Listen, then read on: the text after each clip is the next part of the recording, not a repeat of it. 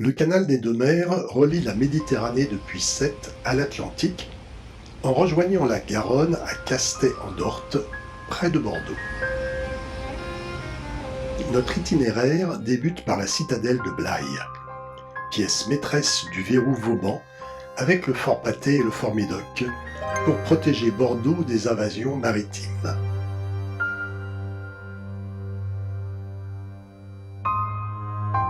Si cette véloroute des deux mers a pour intérêt de présenter peu de dénivelé, en suivant les voies fluviales, elle permet surtout de découvrir des sites éloignés des grands axes. Il faut traverser une bonne partie du vignoble bordelais pour rejoindre, à Créon, la piste cyclable Roger Lapébie, vainqueur du Tour de France en 1937, qui passe à proximité de l'abbaye de la Sauve-Majeure.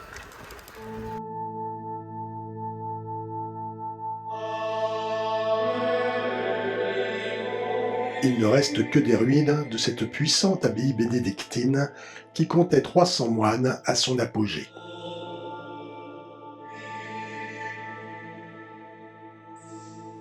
La plupart des pierres se retrouvent dans les habitations du petit village de la Sauve. Mais il reste plus de 80 chapiteaux sculptés qui témoignent de sa splendeur passée.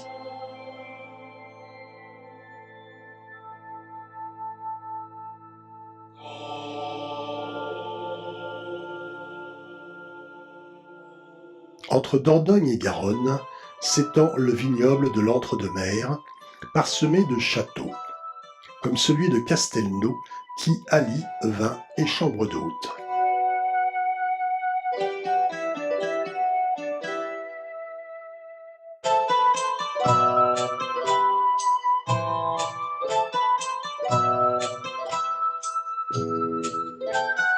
Ou encore le château Lavison qui a conservé son aspect moyenâgeux.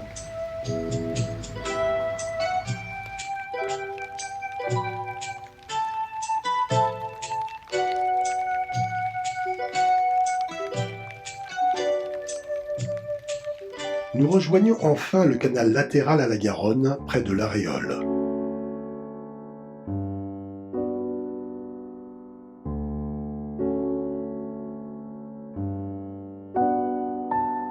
Creusé au XIXe siècle, il prolonge le canal du Midi, offrant des conditions de navigation plus sûres que le fleuve souvent capricieux.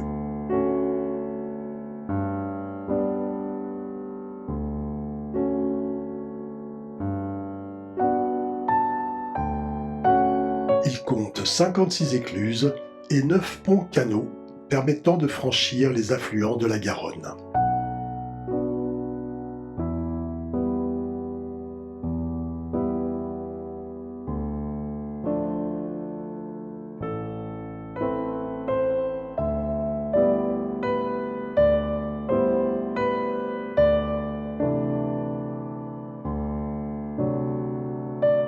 Sur ses bords, le village de Sérignac présente la curiosité de son clocher hélicoïdal.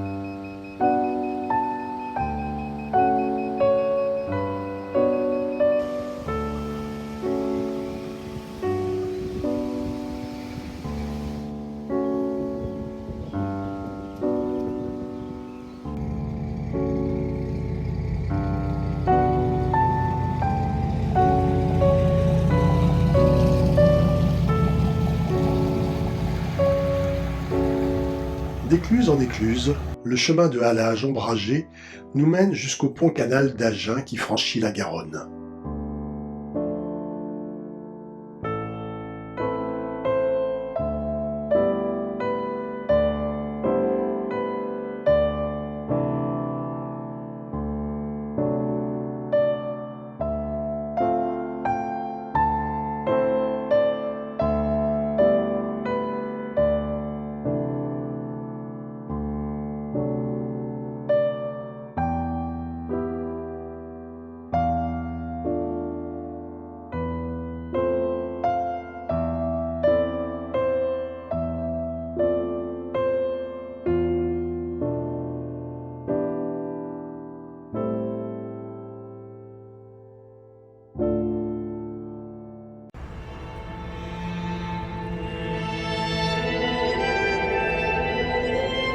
La cathédrale Saint-Caprais mérite une visite.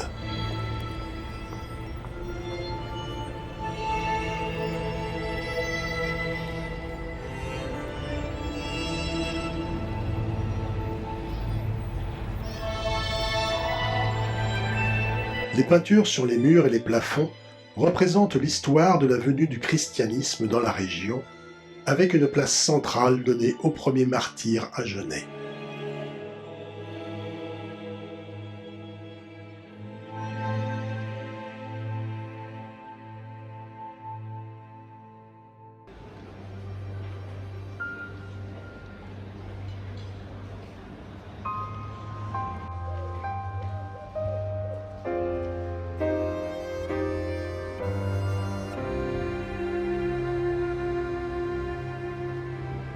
Le vieux quartier conserve quelques maisons à pans de bois, ainsi que le musée des Beaux-Arts abrité dans 4 hôtels particuliers de la Renaissance.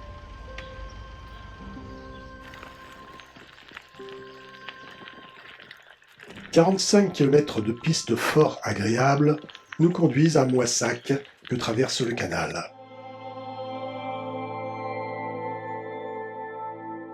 Il faut absolument faire le détour jusqu'à l'abbaye fondée au 8e siècle.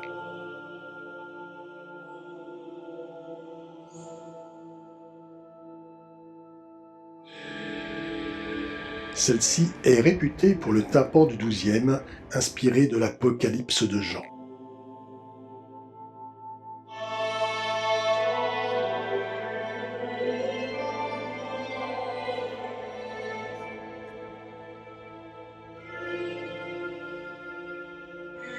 Le cloître est le second ensemble remarquable de cette abbaye.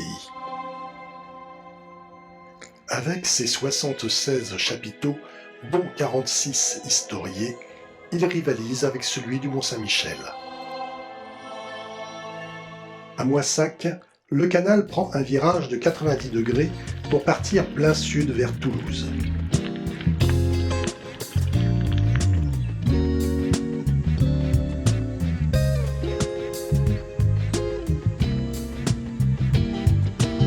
Cette section présente un ouvrage technique unique au monde, la pente d'eau de Montèche, qui permettait l'évitement de 5 écluses.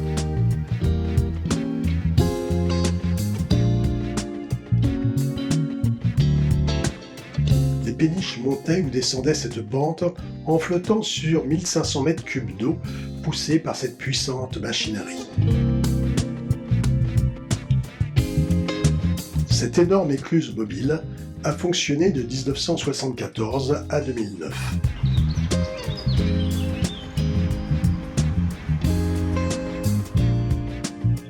Nous contournons Toulouse pour aborder le canal du Midi à l'écluse de Gardouch.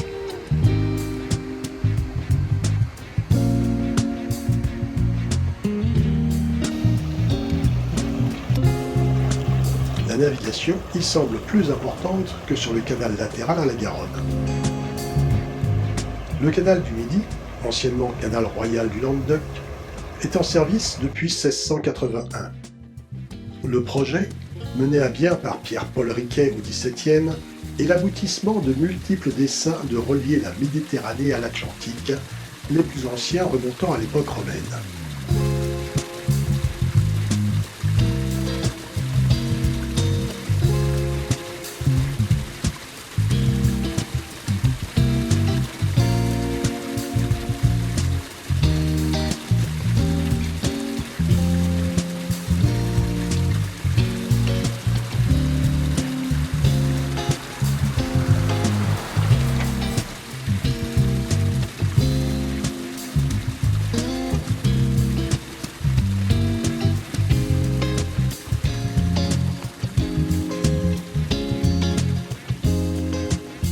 L'écluse de la Planque est la dernière, avant le plus grand bassin du canal, à Castelnaudary.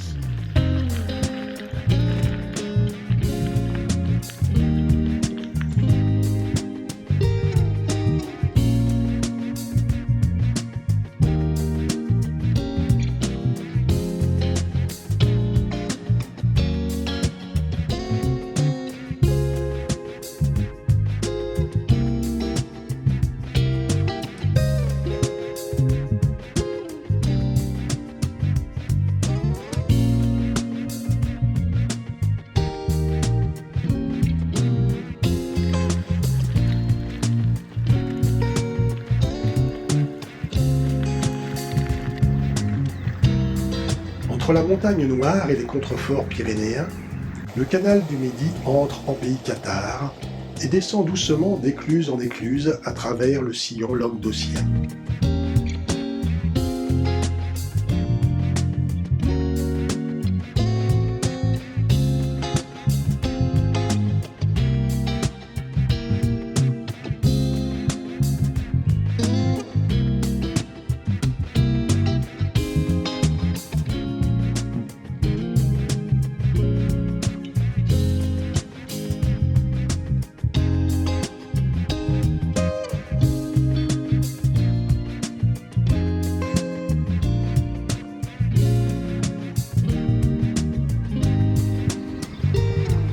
Le port de Bram annonce l'approche de la cité de Carcassonne que le canal traverse avant de se diriger vers Trèbes.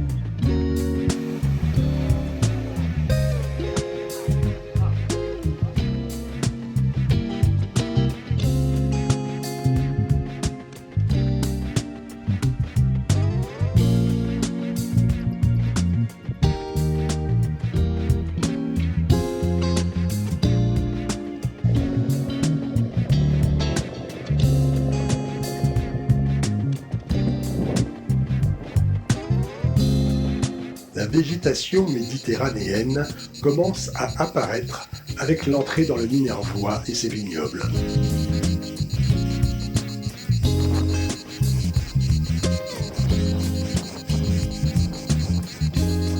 Hélas, le chancre coloré a eu raison des platanes et plus de 20 000 ont dû être arrachés pour être progressivement remplacés par des espèces variées qui ne redonneront son caractère ombragé au canal que dans une vingtaine d'années.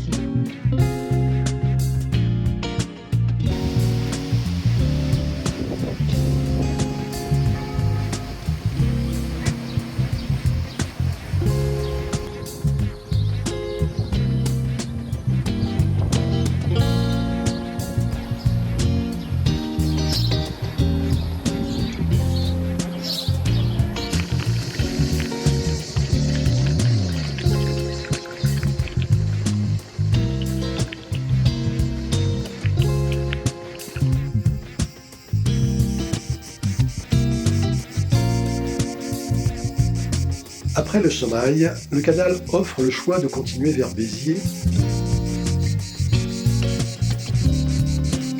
ou de rejoindre la Méditerranée en passant par Narbonne.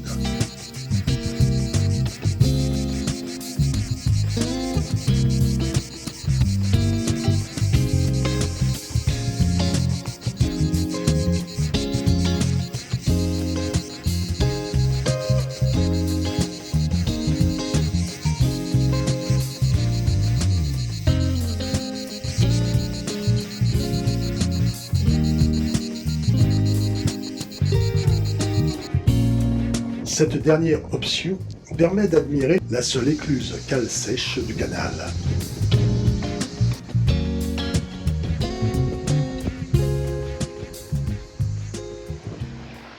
Narbonne, qui a vu naître Charles Trenet, mérite une visite. Le palais des archevêques abrite aujourd'hui la mairie ainsi qu'un musée.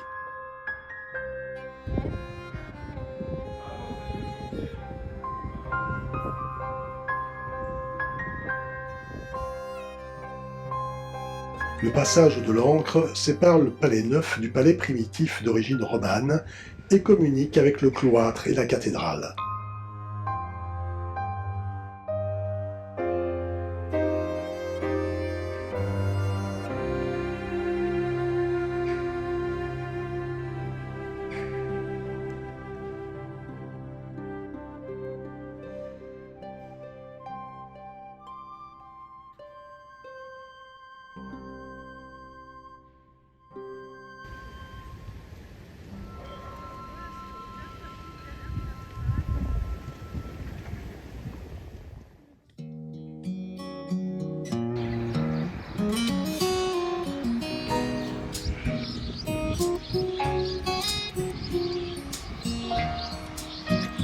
Le canal de la Robine traverse l'étroit sillon qui ferme l'étang de Sigean pour rejoindre la Méditerranée à Port-la-Nouvelle.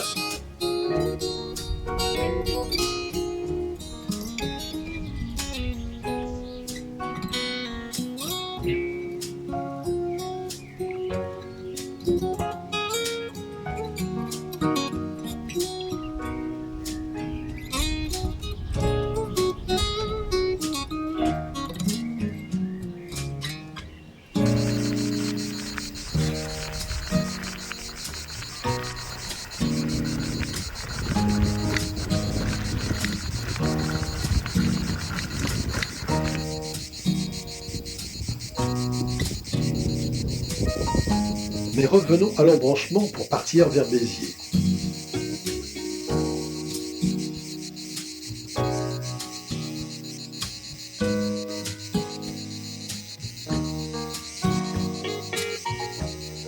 Dernier chantier mené en 1679 et 1680 par Riquet, qui meurt quelques mois plus tard, le creusement des 173 mètres du tunnel du Malpas sous la colline de Lancérune évite une écluse supplémentaire sur le tracé du canal.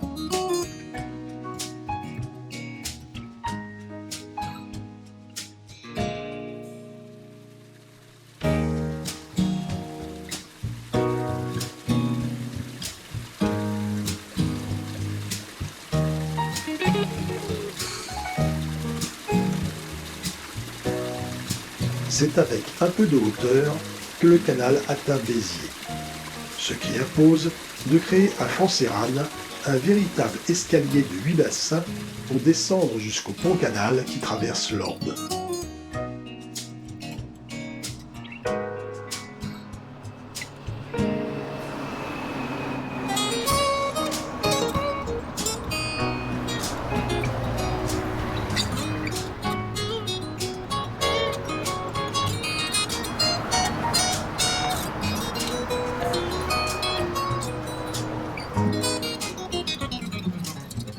Le pont Vieux permet de rejoindre la cathédrale Saint-Nazaire qui domine la ville.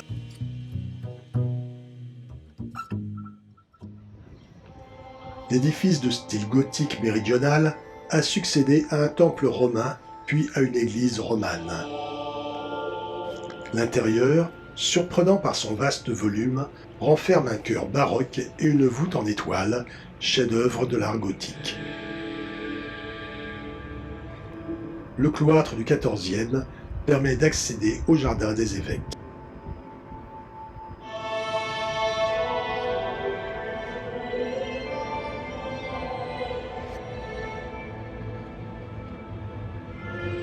L'ascension des 196 marches de la tour Clocher est récompensée par une vue à 360 degrés sur Béziers et la Méditerranée à l'horizon.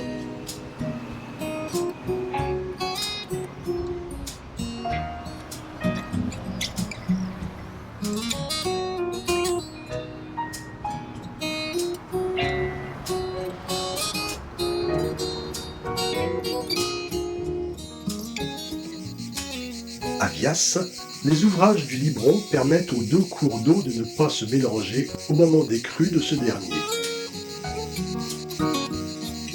En cas de crue, le Libron traverse le canal du Midi en 2 bras. Chaque bras passe à travers des ouvrages par 6 portes, donnant sur 6 corps d'écluse.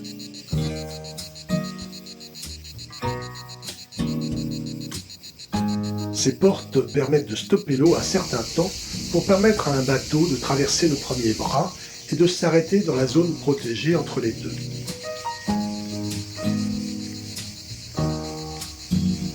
Le cours de la rivière derrière le bateau s'écoule à nouveau alors que celui devant le bateau est arrêté. Le bateau peut maintenant franchir le deuxième bras sans problème et continuer son chemin sans encombre jusqu'à Agde, où se situe la seule écluse ronde du canal.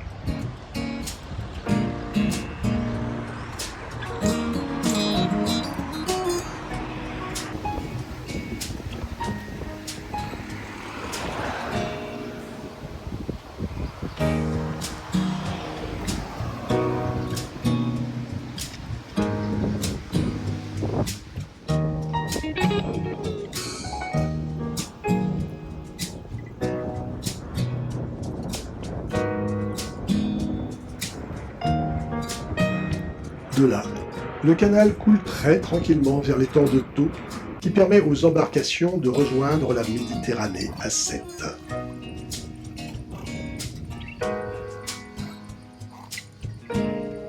Ainsi, les 193 km du canal latéral à la Garonne, ajoutés aux 241 km du canal du Midi, permettent de passer de l'Atlantique à la Méditerranée en évitant le détroit de Gibraltar.